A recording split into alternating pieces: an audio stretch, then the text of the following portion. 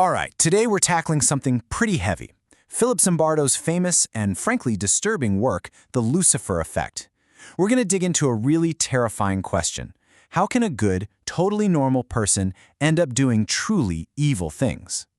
So let's start with the absolute core idea, the thing that sets the stage for everything else. Zimbardo tells us that this line we imagine between good and evil, it's not a solid wall. It's not us over here and them over there. It's more like a blurry, shifting line in the sand. It's a line that any one of us could cross if the circumstances are just right or, just wrong.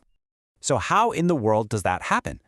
Well, Zimbardo's main argument is a real game changer. He basically says, stop focusing so much on who a person is. Instead, you need to look at where they are and what kind of pressures are surrounding them. And that brings us to the Lucifer effect itself. It's this idea that evil isn't necessarily something you're born with, like a personality trait. It's a transformation. It's a process that gets switched on by the situation you're in. And that name, Lucifer, it's perfect, right? Lucifer was the angel of light, the favorite, who then fell and became the ultimate symbol of evil. It's all about the corruption of good potential. Zimbardo has this incredible way of framing the problem. It's so easy for us to just point to a bad apple, blame one corrupt person and call it a day. But Zimbardo says, hang on, what if the apple was fine, but the barrel it was in was totally rotten? And he even takes it a step further. He says we need to look at the bad barrel makers, the systems, the corporations, the governments that build these toxic environments in the first place. So, okay, how does this slide into evil actually work in our heads? Zimbardo says it's not like flipping a switch. It's more like a slow walk down a dark road. And he lays out this kind of grim roadmap, a series of psychological steps he actually calls the 10 Hellgates.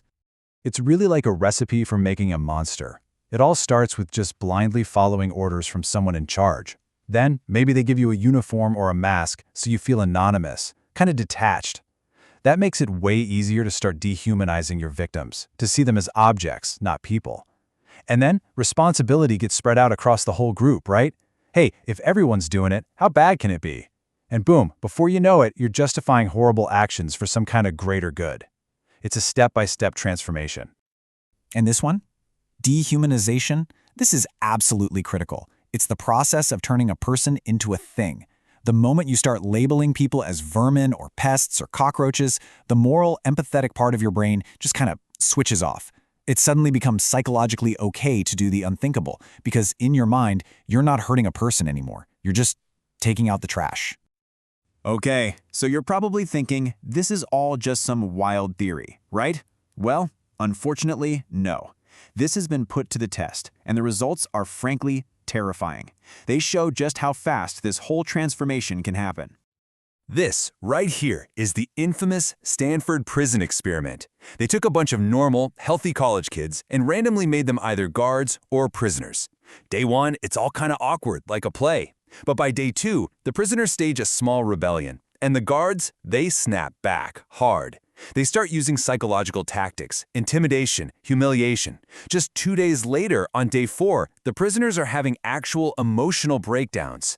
By day 6, the situation was so out of control, the guards had become genuinely sadistic that they had to shut the whole thing down. The situation didn't just affect them, it completely swallowed them whole. And get this, here's the real kicker. Even the guy running the show wasn't immune. Zimbardo himself admitted that he got so caught up in his role as the prison superintendent that he totally lost his scientific objectivity.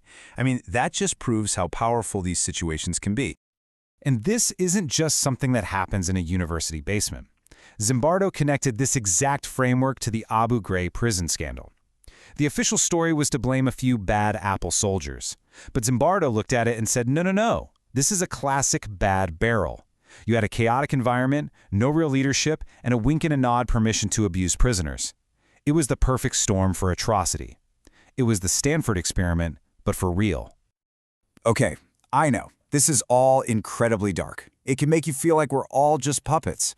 But, and this is a big but, Zimbardo doesn't just leave us there in the dark. He argues that if a situation can make us evil, then it can also push us to be heroic. He actually gives us an antidote. So, the huge question becomes, are we just doomed to fail when the pressure is on? Is it pointless to even try to resist?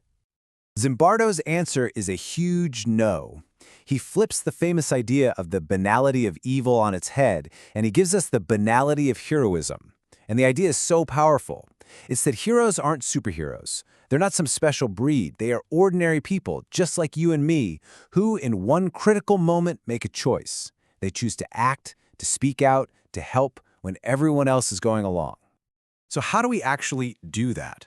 Zimbardo says heroism is like a muscle you have to train. First, you have to be self-aware, to actually notice the social pressure around you. Then you practice having moral courage, being willing to be the lone voice. That's what helps you resist that powerful urge to just conform, to just fit in. And finally, you have to truly believe that you always have a choice. So, what does all this mean for you, right now, in your regular life? Well, this is why it all matters so much. This stuff isn't just for prisons or war zones. Here's the uncomfortable truth.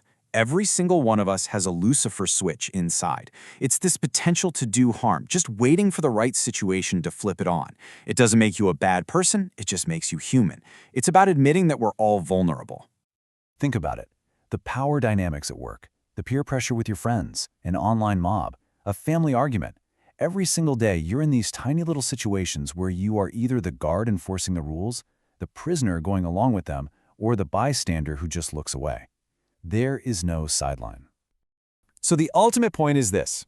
The line between good and evil isn't some border between different types of people. It's not us versus them.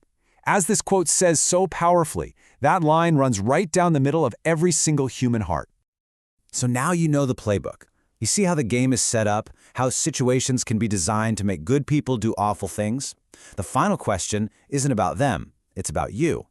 Knowing that this game is always being played, are you going to be just another piece on the board? Or are you going to be the one who decides to change the game?